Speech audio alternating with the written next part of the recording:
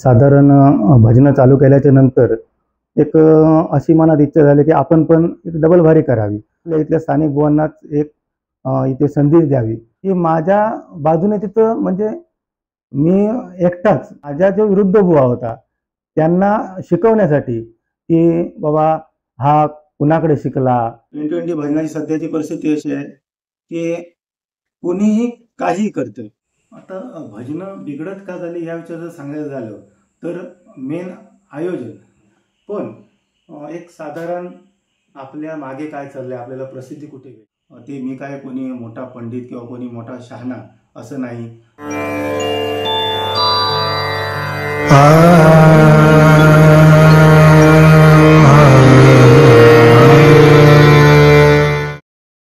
नमस्कार, मी बुवा विजय श्रीधर पाताडे, कासार्डे तांबळवाडी. आज या ठिकाणी मी जे माझं भजनामध्ये कशा प्रकारे आलो, भजनाची आवड का निर्माण झाली, हे तुम्हाला सांगण्याचा प्रयत्न करतोय. साधारण 2010 साली माझं लग्न झालं. त्याच्यानंतर वानिवडे गावामध्ये हरमबुवा होते. त्यांच्याशी माझी ओळख झाली. त्याच्यानंतर त्यांच्या सानिध्यात आल्याच्या नंतर साधारण आपण पण शिकावं अशी एक मनामध्ये इच्छा निर्माण झाली आणि त्याच्यानंतर मग हळूहळू भजन चालू केलं. त्यामध्ये मला वाडीतील माझी जी पहिली मंडळी होती, म्हणजे ज्यावेळी मला पेटी माहिती पण नव्हती, त्यावेळी वाडीत माझे वाजपी होते.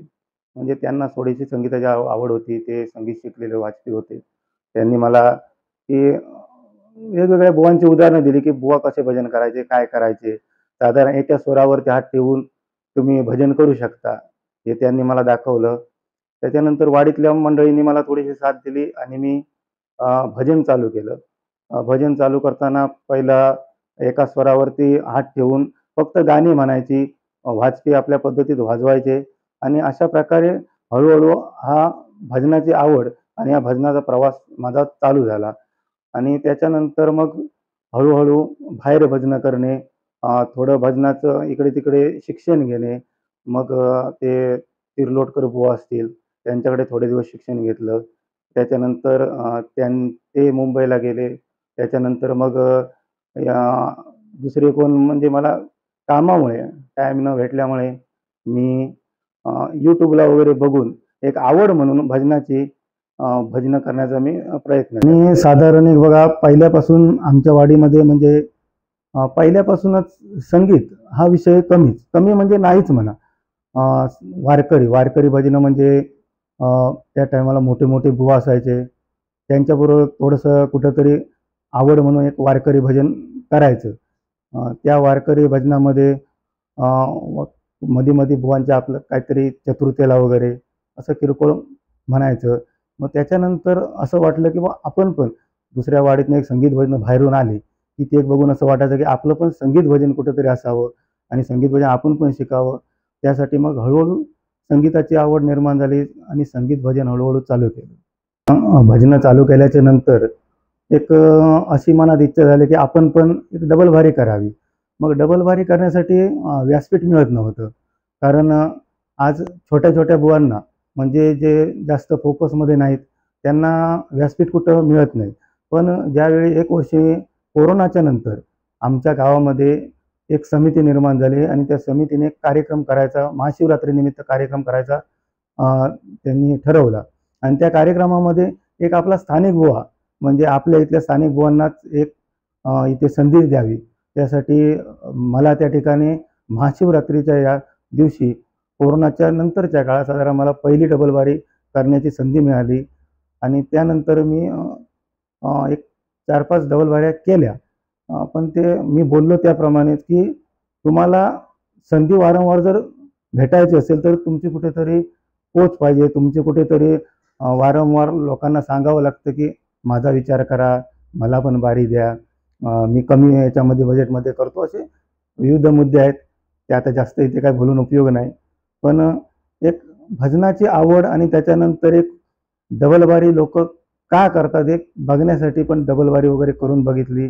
त्याच्यानंतर सिंगल कार्यक्रम तर भरपूर केले आणि अजूनपर्यंत चालू आहे.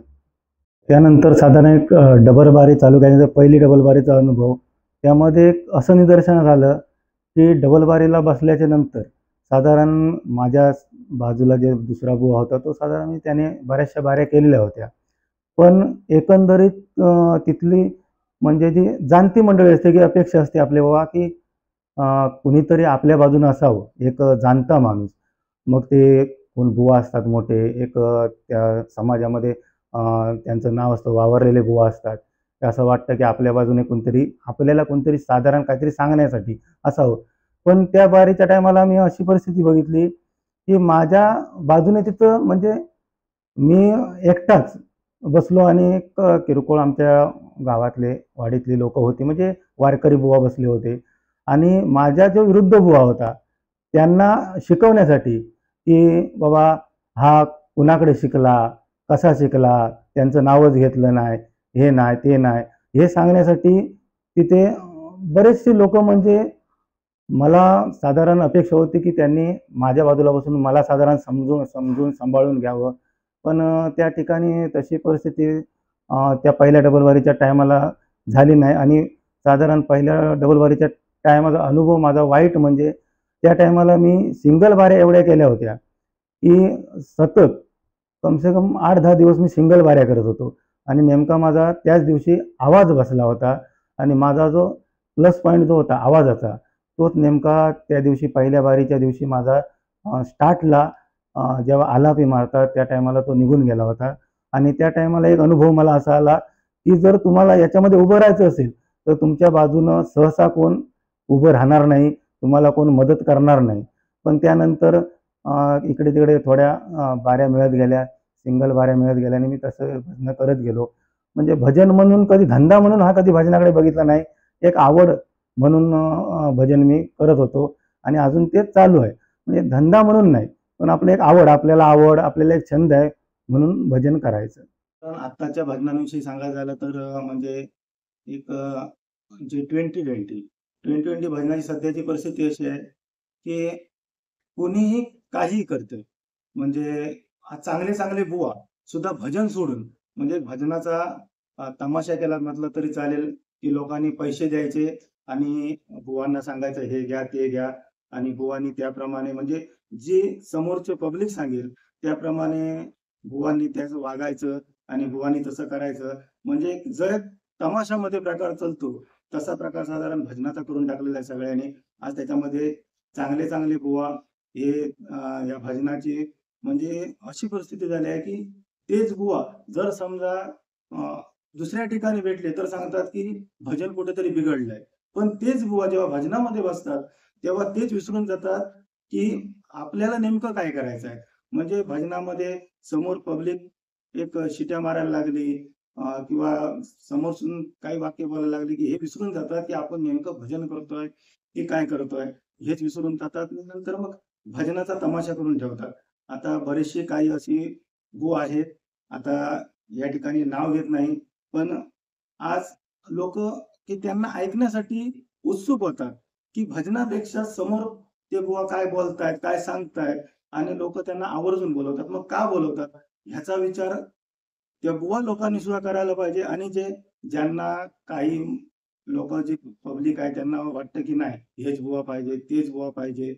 पण काही लोक ही भजनाची म्हणजे एक भजन कसं असावं, काय असावं ही प्रत्येकाची इच्छा असते. त्याच्यातल्या थोडीशीच मंडळींना असं वाटतं की बाबा भजनामध्ये एकाने दुसऱ्याची काढायची आणि ते मग भजन झालं आणि ती मग बारी चांगली पेटली आणि भजन चांगलं झालं. पण साधारण आपल्याला कानाला काय चांगलं लागतं आणि कानाला काय ऐकायला आवडतं ह्याचा जास्त जर विचार केला तर भजन हे नक्कीच सुधरेल. आणि ह्याचा जर समजा एक मंडळाने विचार केला ठेवताना आपण कोणाला ठेवायला पाहिजे भजनामध्ये याचा जर मंडळाने विचार केला आणि याच्यावर जर उपाययोजना केली तर नक्कीच भजनाची परिस्थिती नक्कीच सुधरेल. आता भजनं बिघडत का झाली या विषयी जर सांगायचं झालं तर मेन आयोजक, आता जे आयोजक असतात या आयोजकांनी विचार केला जर आपल्याला काय ठेवायचं, आपल्याला काय पाहिजे. एक समजा जे आयोजक असतात त्यांची मीटिंग असते, त्या मीटिंगमध्ये विषय झाला हे बुवा पाहिजे, ते बुवा पाहिजे. पण जर या बुवांना सुधारायचं असेल, भजन सुधारायचं असेल, आपली जर संस्कृती सुधारायची असेल तर यामध्ये मेन आयोजक आहेत त्यांचं जे नियोजन आहे ते कुठल्या पद्धतीत नियोजन करतात, ते कुठल्या पद्धतीचे बुवा ठेवतात आणि लोकांना काय पाहिजे. जशी लोक बदलत जातात तशी भजनं बदलत चालली आहेत. जर समजा आयोजकांचाच विषय असेल की आम्हाला असं असं भजन पाहिजे, आम्हाला भजनामध्ये की भजनाचा आनंद घेता आला पाहिजे, आम्हाला समोरच्या बुवाचं गायनही पाहिजे, हे जेव्हा आयोजकांचं जेव्हा म्हणणं असेल त्या टायमाला नक्कीच बुवा पण याचा विचार करतील आणि याच्यानंतर ते बुवा सुधारण्याचा प्रयत्न करतील की बुवा नुसतं बोलूनच फक्त चालणार नाही, एकामेकाची उणीधणी कडून चालणार नाही, आपल्याला भजन पण करावं लागेल.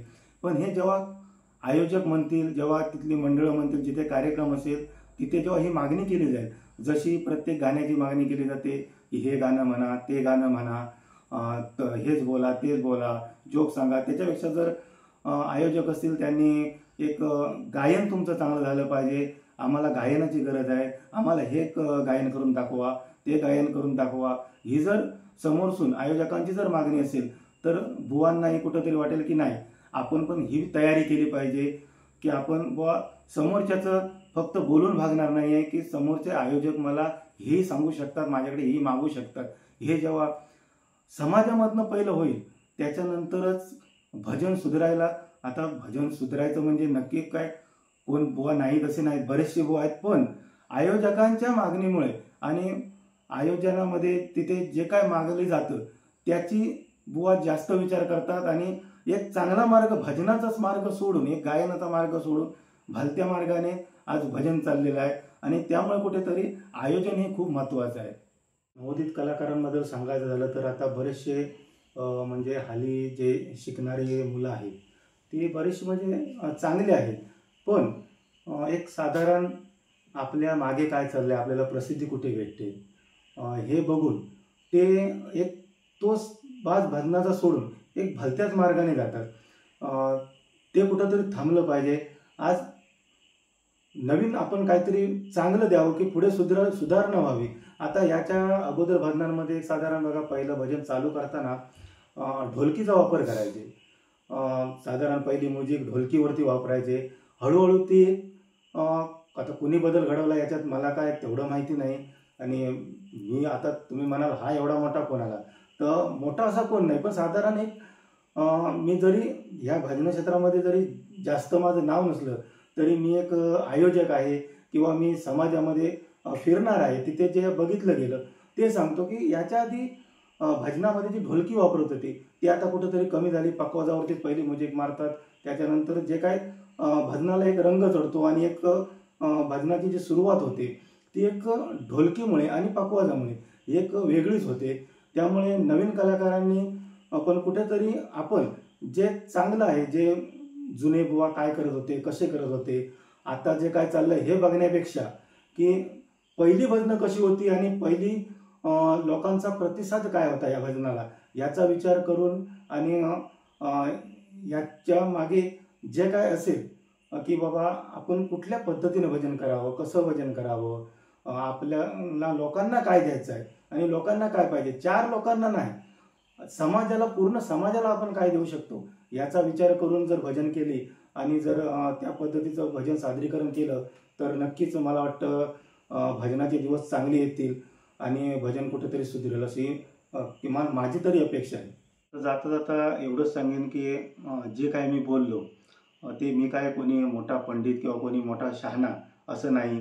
जे मला वाटतं, जे मला मांडावंसं वाटलं, जे मला बोलावंसं वाटलं ते मी बोलण्याचा प्रयत्न केला. नाही तर काहीतरी लोक म्हणतील हा कोण मोठा शहाणा सांगायला आला, याला काय येतं. तर मी कोण मोठा असं कोण नाही, पण आपल्याला जे पाहिजे असतं, जे आपली एक इच्छा असते, कसं असावं, आपला समाज कसा असावा, आपलं भजन कसं असावं, आपलं जी संस्कृती आहे ती कशी टिकावी, याच्यासाठी फक्त एक बोलण्याचा प्रयत्न केला आहे. त्याच्यातूनच समजा चुकून कुणाच्या मनाला लागलं असेल, कोणाला वाटलं असेल की हा आम्हाला उद्देशून बोलला किंवा हा चुकीचा बोलला, तर कृपया तसं कोणी समजू नये. फक्त जे माझ्या मनाला वाटतं ते मी एक फक्त बोलण्याचा प्रयत्न केला आहे. त्यामुळे जर समजा चुकून काय माझ्या मुखातनं निघालं असेल तर कृपया मला लहान समजून माफ करा आणि मी इथेच थांबतो. धन्यवाद.